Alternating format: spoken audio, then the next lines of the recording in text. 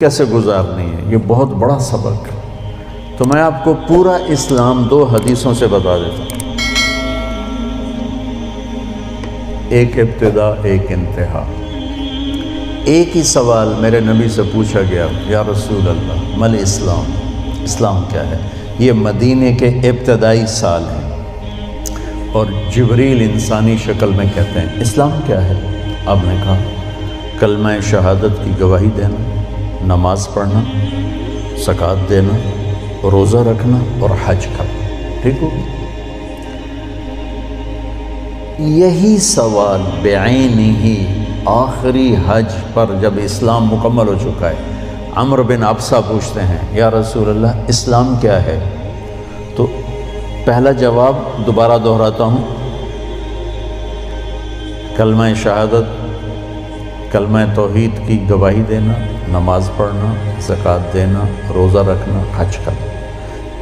ایک ہی سوال ہے، وہی سوال ہے، سوال کرنے والا ایک اور آدمی ہے اور ٹائم آگے جا چکا ہے۔ اب جواب کیا آیا؟ اب جواب آیا اطعام الطعام وطیب الکلام۔ آپ نے فرمایا اسلام ہے میٹھا بول بولنا اور کھانا کھلانا۔ میٹھا بول، میٹھا بول۔ میں اللہ کی قسم اٹھاتا ہوں جو سن رہا ہے، ساری دنیا کے شہد میں اتنی مٹھاس نہیں جتنی زبان کے میٹھے بول میں مٹھاس ہے، اور میں اللہ کی قسم اٹھاتا ہوں 7 سمندر کے پانی میں اتنی کڑواہٹ نہیں جتنی ایک زبان کے کڑوے بول میں کڑواہٹ۔ ایک بول دلوں کو زندہ کر دیتا ہے اور ایک بول دلوں کو ویران کر دیتا ہے۔ ایک بول گھروں کو آباد کر دیتا ہے اور ایک بول گھروں کے ٹکڑے ٹکڑے کر دیتا ہے۔ تو آپ نے کہا اسلام کیا ہے؟ میٹھا بول بولنا، کھانا کھلانا۔ اچھا کھانا کھلانا تو چلو غریب آدمی کہاں سے کھلائے گا؟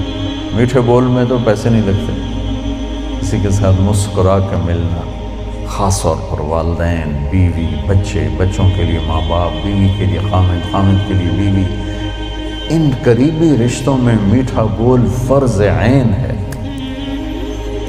اور کڑوے بول سے بچنا فرض عین ہے، ورنہ ہم اپنی نسل کو توڑ کے رکھ لیں گے۔ گھروں کی آبادی کا تعلق اتنے بڑے گھر سے نہیں ہے کہ ایڈا وڈا گھر ہوئے گا تو تاں زندگی چنگی ہوئے گی۔ گھروں کی آبادی کا تعلق اچھے اخلاق سے ہے، میٹھے بول سے ہے، درگزر سے ہے، معاف کرنے سے ہے، حوصلہ افزائی سے ہے۔ اگر یہ باتیں نہیں ہیں تو زندگی ویران ہے۔ یہ جتنے بڑے کاروباری ہیں ان کے پاس نہ بیوی کے لیے ٹائم ہے نہ بچوں کے لیے ٹائم ہے۔ یہ کاروبار کے لیے پیدا ہوتے ہیں اور اسی کو کرتے کرتے مر جاتے ہیں۔ یہ اتنی بے اعتدال زندگی گزارتے ہیں کہ ان کی لائف کوالٹی پر رحم آتا ہے۔ یہ میرے نبی کا طریقہ زندگی نہیں ہے۔ میرے نبی نے کائنات کا سب سے بڑا بوجھ اٹھایا اور اپنے گھر کو ٹائم دیا، بچوں کو ٹائم دیا، بیوی کو 11 بیویاں تھیں، 9 زندہ تھیں، ان کو ٹائم دیا۔ مل اسلام، اسلام کیا ہے؟ ابتدائے زمانہ کا سوال ہے، اللہ اور رسول کی گواہی دینا، نماز پڑھنا، زکوٰۃ دینا، روزہ رکھنا، حج کرنا۔ اللہ کا فضل ہے اس اسلام پر ایک بہت بڑا طبقہ چل رہا ہے۔ اب آیا پیک والا اسلام، پہلی جماعت سے چلتے چلتے ایم اے پر پہنچ گئے، پی ایچ ڈی پر پہنچ گئے۔ یا رسول اللہ مل اسلام؟ تو آپ نے فرمایا میٹھا بول بولنا اور کھانا کھلانا۔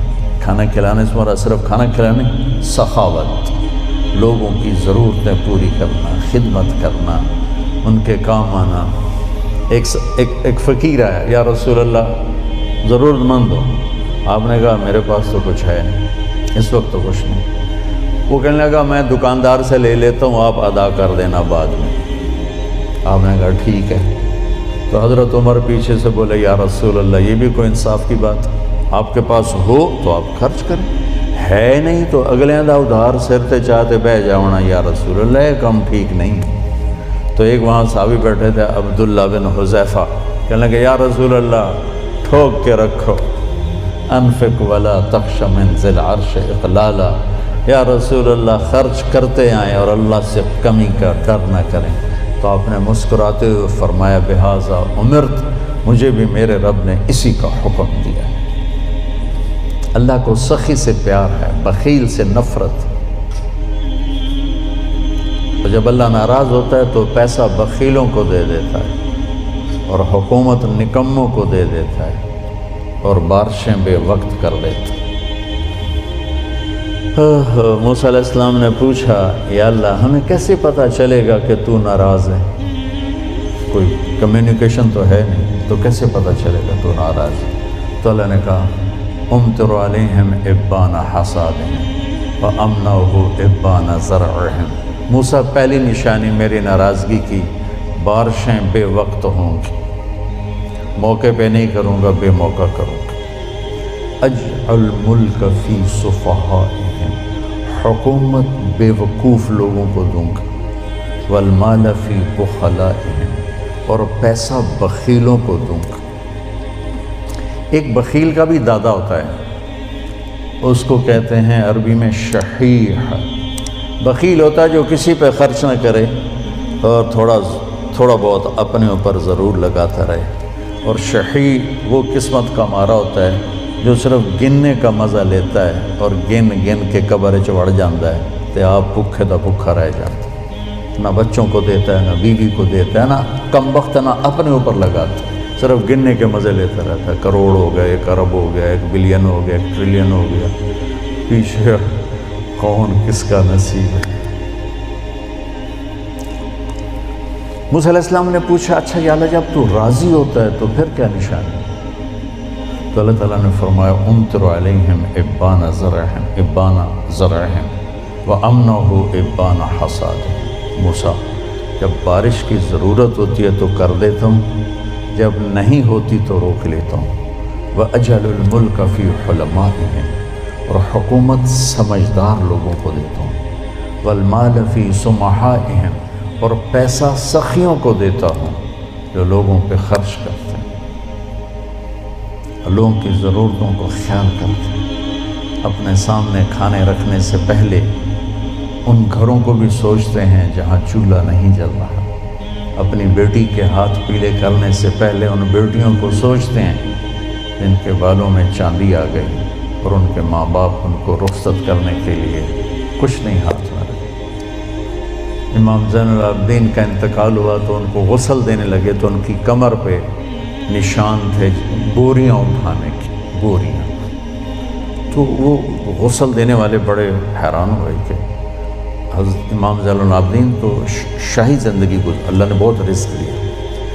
تو ان کے انتقال کے بعد پتہ چلا کہ 100 گھروں کا خرچہ اٹھایا ہوا تھا اور بوریاں بھر بھر کے خود اپنی کمر پہ اٹھا کے مدینے میں ان کے گھروں میں پھینک کے آ جاتے تھے۔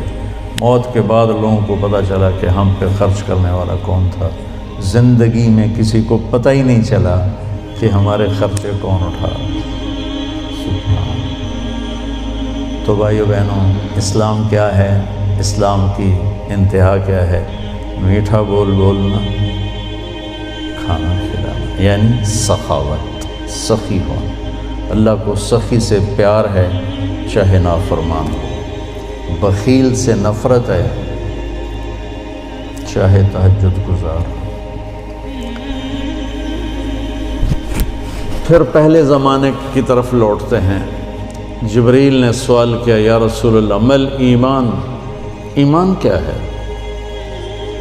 تو اب آپ نے ابتدائے اسلام کو سامنے رکھ کر کہا اللہ کو ماننا، فرشتوں کو ماننا، کتابوں کو ماننا، رسولوں کو ماننا، موت کے بعد کی زندگی کو ماننا، ان تؤمن باللہ وملائکتہ وکتبہ ورسلہ وبالبعث بعد الموت۔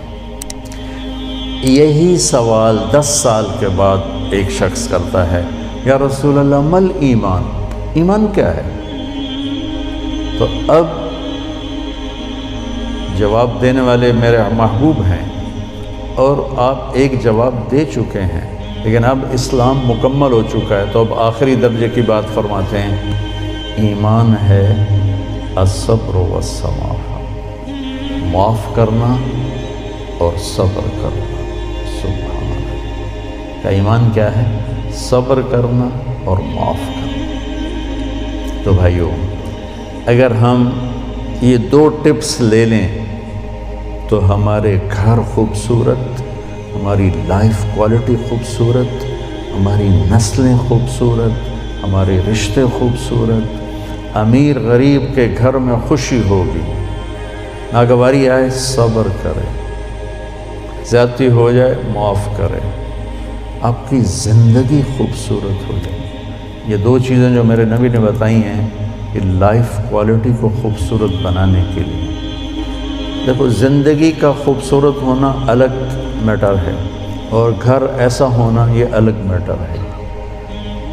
چیزوں کا عمدہ ہونا یہ الگ چیز ہے، اور انسان کی زندگی کا خوبصورت ہونا یہ الگ چیز ہے۔ یہ 2 الگ چیزیں ہیں۔ ہماری ساری طاقت لگ رہی ہے کہ گاڑی ایسی ہو، گھڑی ایسی ہو، کپڑا ایسا ہو، برانڈڈ ہو، ہماری زندگی بڑی اچھی ہو۔ زندگی اچھی نہیں ہوگی، چیزیں اچھی ہوں گی۔ زندگی اچھی ہونے کے لیے در مصطفیٰ پہ جھکنا پڑے گا۔ لَقَدْ كَانَ لَكُمْ فِي رَسُولِ اللَّهِ أُسْوَةٌ حَسَنَةٌ۔